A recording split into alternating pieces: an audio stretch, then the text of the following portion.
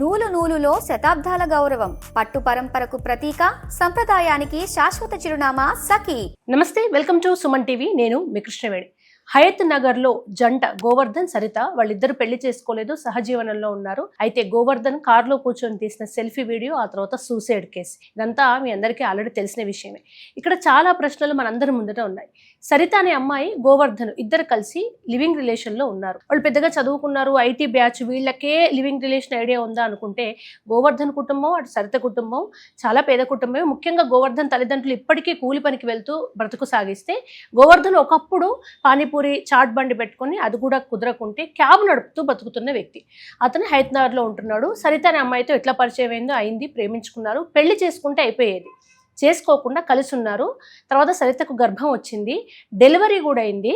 Delivery తర్వాత పుట్టిన బాబుని సరితే అమ్ముకుందని గోవర్ధను సెల్ఫీ వీడియోలో చెప్తే, లేదు గోవర్ధనే అమ్మేశాడు అని సరిత చెప్తుంది. ఇక్కడ గోవర్ధన్ ఒక సెల్ఫీ వీడియో తీసుకొని సరిత పెళ్లి చేసేసుకుంటుంది, ఆమెను వదిలిపెట్టకండి, ఆమెను పోలీసులకు అప్పచెప్పండి, ఇంత చెప్పాడు. డీటెయిల్డ్గా మాట్లాడుకుందాం మనం. గోవర్ధన్ సరిత పెళ్లి చేసుకున్నారు, ఇంట్లో చెప్పలేదు తల్లికి. ఎందుకంటే గోవర్ధన్ వాళ్ళ అమ్మకి గుండె సమస్య ఉందంట, హార్ట్ పేషెంట్. సరే, మేము ప్రేమించిన విషయం చెప్పుకోలేదు, పెళ్లి లేదా కలిసి ఉంటున్న విషయము చెప్పలేదు, బాబు పుట్టిన విషయము చెప్పలేదు. కానీ నేను చనిపోతే మరి హార్ట్ పేషెంట్ అయినా మా అమ్మ ఎట్లా తట్టుకుంటుంది అనే చిన్న లాజిక్ గోవర్ధన్ ఎట్లా మర్చిపోయాడు?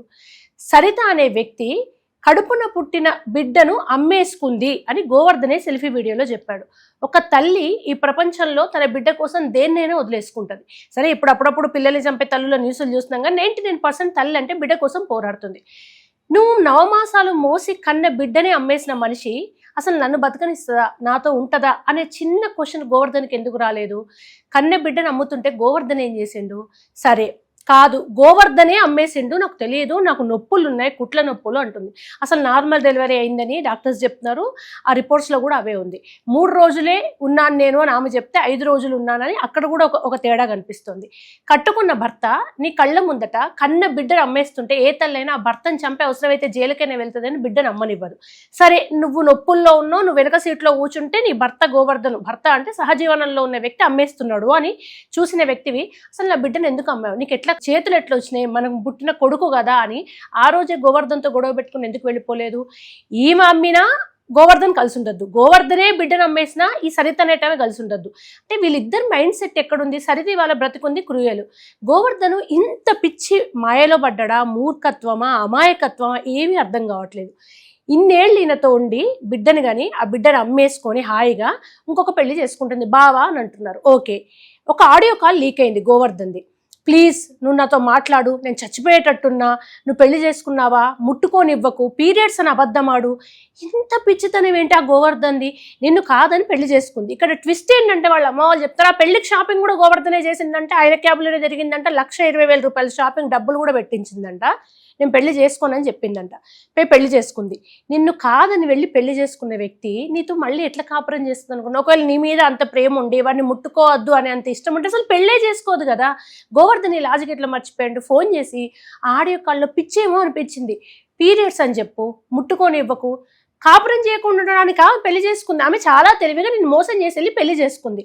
అప్పుడు నువ్వేం చేయాలి? బ్రతికుండి నువ్వు వాళ్ళ ఇంటికి వెళ్ళి ఆ కట్టుకున్న భర్త పెళ్లి కాకముందే అసలు ఇది ఇట్లాంటిది, నాతో బాబును కన్నది, బాబును అమ్మేసుకుంది అని చెప్పి ఆ పెళ్లి ఆపనుంటుంది. లేదా పెళ్లి తర్వాత చచ్చిపోదామని డిసైడ్ అయ్యావు కదా, నువ్వు చనిపోయే బదులు ఆ సరితని ఎవరైతే చేసుకున్నాడో ఆ భర్త దగ్గరికి వెళ్ళి నీ పెళ్ళాన్ని నాతో ఉంది, ఇవి ప్రూఫ్స్ అని ఇప్పుడు ఫొటోస్ ఉన్నాయి కదా, ఇవన్నీ పెట్టి దాని లైఫ్ స్పాయిల్ చేస్తే కనీసం నీకైనా న్యాయం జరిగేది. ఇప్పుడు ఏం జరిగింది? ఎన్నో పెద్ద పెద్ద నేరాలు చేసిన వాళ్ళే తప్పించుకుంటున్నారు. ఇవాళ నువ్వు ఆత్మహత్య చేసుకున్నావు, హత్య అంత బలంగా నేరం ఉండదు, కొన్ని రోజులు జైలుకి వెళ్తే వస్తుంది, ఒక 4 రోజులు 10 రోజులు నెల సంవత్సరం, ఆ తర్వాత వేరే న్యూస్ వస్తుంది, ఈ న్యూస్ డైవర్ట్ అవుతుంది, అది హాయిగా అన్ని మర్చిపోయి బతికేస్తుంది. ఇప్పుడు నష్టపోయింది ఎవరు? గోవర్ధన్ అనే వ్యక్తి చచ్చిపోయి ఆయన నష్టపోయిండు. ఆయన చనిపోవడే కాకుండా మా అమ్మకి ఏదైనా విషయం చెప్తేనే తట్టుకోలేదేమో, హార్ట్ పేషెంట్ అనే వ్యక్తికి నిలువుగా ఒక కొడుకు ఉరికి వేళ్లాడి, 28 ఏళ్ల కొడుకు కష్టపడి కనీ పెంచి ఇక మాకు వృద్ధాప్యం వస్తే మమ్మల్ని చూసుకుంటాడని ఆశపడ్డ కన్న కొడుకు, 28 ఏళ్ల కొడుకు ఉరికి వేళ్లాడితే వాళ్ళు నువ్వు కొరివి పెట్టాల్సింది, మీ నాన్న నీకు కొరివి పెట్టిండు, ఎట్లా తట్టుకుంటావు అనుకున్నావు? మీ అమ్మ హార్ట్ పేషెంట్ కదా, నువ్వు లవ్ చేసిన విషయం చెప్తే తట్టుకోలేదు, నీకు పిల్లడు పుడితే తట్టుకోలేదు. తర్వాత సరిత పెళ్లికి ముందు ఇక్కడ తీసుకొచ్చిందంట అమ్మ నాన్న దగ్గరికి. సరిత ఈయనతో ఉంది, వేరే పెళ్లి సెటిల్ చేసుకుంది. అయినా గోవర్ధన్ మళ్ళీ ఈ గోవర్ధన్ వాళ్ళ అమ్మ నాన్న దగ్గర తీసుకుని మేము ఇద్దరం ప్రేమించుకుంటున్నామని చెప్పిందంట. మేము కలిసి ఉన్నాము, మాకు పిల్లలు పుట్టారని కూడా చెప్పలేదంట.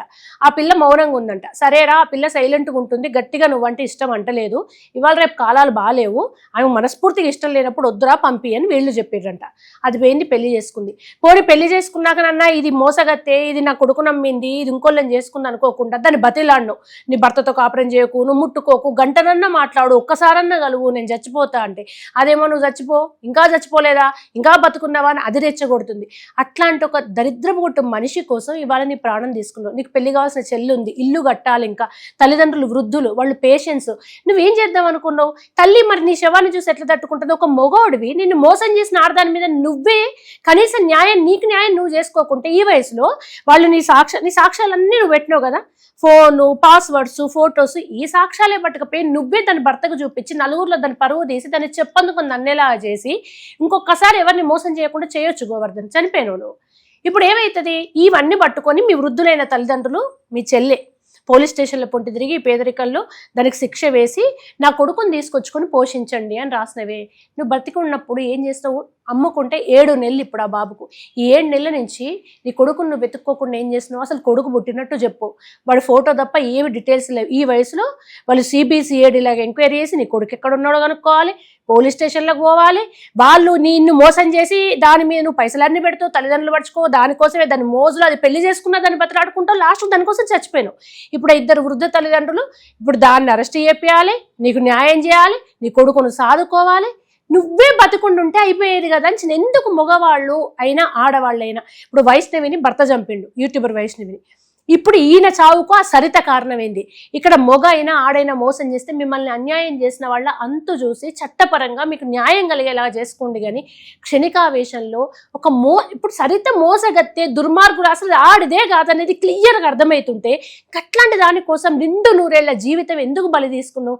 ఎమోషనల్ ఉన్నావు, క్యాపన్ చేసుకుంటున్నావు, నీకంటూ ఒక మంచి మనిషి వచ్చేది. మీ తల్లిదండ్రులు ఉన్న చెల్లి ఉంది, వాళ్ళందరిని వదిలిపెట్టుకొని ఇవాళ నువ్వు చనిపోయి వృద్ధాప్యంలో ఉన్న నీ తల్లిదండ్రులకు నీ చెల్లెకు ఇవాళ ఇంత శోకం, ఇంత ప్రెజరు, పోలీస్ స్టేషన్లో చుట్టూ తిరగాలి. ఇప్పుడు ఆమెను ఆ జైల్లో కూర్చొని నాకు తెలియదు అసలు ఆయనే అమ్ముకున్నాడు అని ఎట్లా పడితే అట్లా మాట్లాడుతుంది. అట్లాంటి దానికి ఏం జరుగుతుంది? కొన్ని రోజులు జైలుకు వేస్తుంది, మళ్ళీ దాని బతుకుతుంది. 7-2 ఏళ్ళలో అందరూ మర్చిపోతారు. నష్టపోయింది గోవర్ధన్ కుటుంబం. ఇప్పుడు ఆ పసిపిల్లాడు తల్లి ఎప్పుడైతే బిడ్డని అమ్ముకుందో అసలు అది మనిషే కాదు, ఫస్ట్ ఆడది కాదు. అట్లాంటి దాన్ని వదిలిపెట్టకుండా గోవర్ధన్ చాలా పెద్ద తప్పు చేసిండు. సరిత లాంటి వాళ్ళు ఆడాలు మీకు ఎదురైతే మీరు బతుకుండి సాధించండి, కానీ దయచేసి సూసైడ్లు మాత్రం చేసుకోకండి.